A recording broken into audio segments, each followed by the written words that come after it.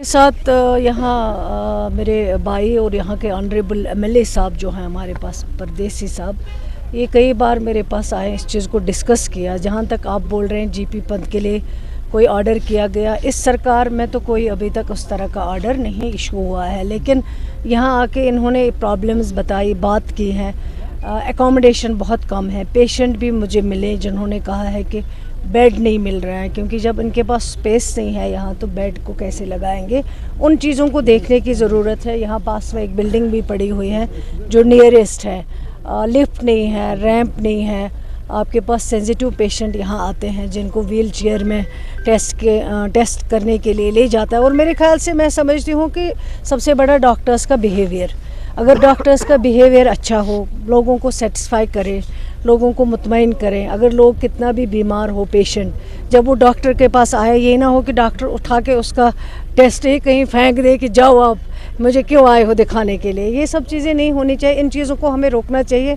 Doctors अच्छे हैं, मैं समझती हूँ, इंटेलिजेंट है, ज़हीन है, उसमें कोई दो राय नहीं है। लेकिन पेशेंट का जो एक काउंसलिंग होनी चाहिए, वो उसकी हमारे पास कमी है। वो मैं अपने जो हमारे साथी हैं, डॉक्टर्स हों, कोई और मेडिकल टीम हो, उनको मैं यही गुजारिश करूँगी, अपना बिहेवियर चेंज कर लीजिए, लोगों के साथ बिहेवियर अच्छा रहें, ताकि बाकी जो स्टेप्स उठाने पड़ेंगे बिल्डिंग के बारे में, बेड्स के बारे में, कहीं मेडिसिन के बारे में, वो हम ज़रूर, जो सरकार को करना होगा, जो सरकार का रोल है वो हम ज़रूर करेंगे, ताकि लोगों को जो फैसिलिटी मिलनी चाहिए वो ये जाने का मकसद ये होता है कि वहाँ पे जो है पेशेंट केयर दिया जो जाता है हॉस्पिटल्स में, उसकी कहीं कहीं शिकायत आ जाती थी कि ठीक से नहीं हो पा रहा है। और जो हॉस्पिटल्स के अंडर प्रॉब्लम्स हैं, हमारे जो वहाँ पे काम करने वाले हैं, चाहे वो डॉक्टर्स हो, चाहे वो मेडिकल सुपरिटेंडेंट्स हो, चाहे वो पैरामेडिकल स्टाफ हो, उनकी भी कहीं कहीं मुश्किलें काफ़ी हैं। हॉस्पिटल्स में जाने का मकसद यही है ताकि इन सारे चीज़ों का जो है वहाँ पे इजाला किया जाए, उन प्रॉब्लम्स को सुना जाए, चाहे वो लोगों की प्रॉब्लम्स है, चाहे वो हॉस्पिटल के अंदर डॉक्टर्स जो हमारे काम कर रहे हैं उनकी प्रॉब्लम्स है। मेन मकसद यही है। और असली जो है इम्पॉर्टेंट जो रीज़न है आने का वो ये है कि लोग जो एक्सपेक्ट करते हैं सरकार से कि उनकी सुनवाई हो, उनकी बात सुनी जाए। और हेल्थ सेक्टर जो है उसमें काफ़ी इम्पॉर्टेंट है।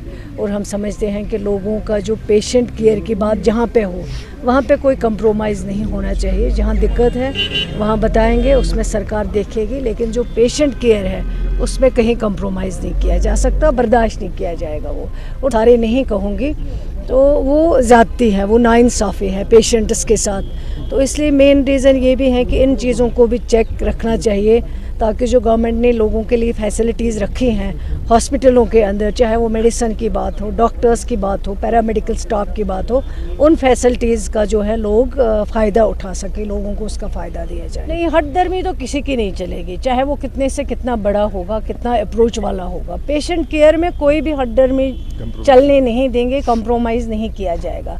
जहाँ तक प्राइवेट हॉस्पिटल है, वो भी किसी नॉर्म, किसी गाइडलाइन के अंडर ही काम करते हैं।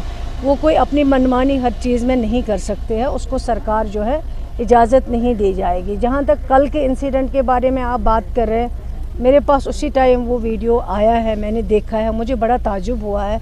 मैंने कहा डॉक्टर्स इस तरह की अगर हरकत करेंगे तो मेरे ख्याल से ये बदकिस्मती की बात हो, चाहे वो प्राइवेट हॉस्पिटल का डॉक्टर हो, चाहे वो गवर्नमेंट हॉस्पिटल की बात हो। उसी टाइम जो है मैंने सेक्रेटरी को कहा है कि एक टीम जो है वो मुकर्रर की जाए। उसी टाइम कुछ डॉक्टर्स की टीम जो है वहाँ पे भेजी गई और इसके लिए इंक्वायरी ऑर्डर दिया गया। जो भी मुलव्वस होगा, चाहे वो कितना बड़ा होगा, उसके लिए हमें कोई ये नहीं है, लेकिन हम उसके ख़िलाफ़ जो है कार्रवाई की जाएगी।